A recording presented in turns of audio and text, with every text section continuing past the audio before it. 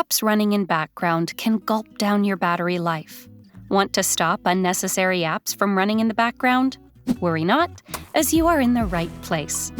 For this to work, we will be making use of developer options here. Open Settings on your Android phone or tablet. Navigate to About Phone.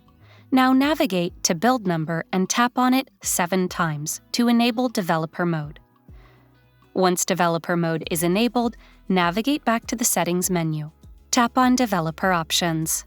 Once inside, you will find Running Services under OEM Unlocking. Tap on it. Now you will see all the running processes on your Android device. Tap on the app or service that you wish to stop. In the next window, tap on Stop. That's it! You have successfully stopped running apps in the background on your Android device. For more tech tips and tricks, subscribe to Guiding Tech and discover one of these videos, handpicked just for you.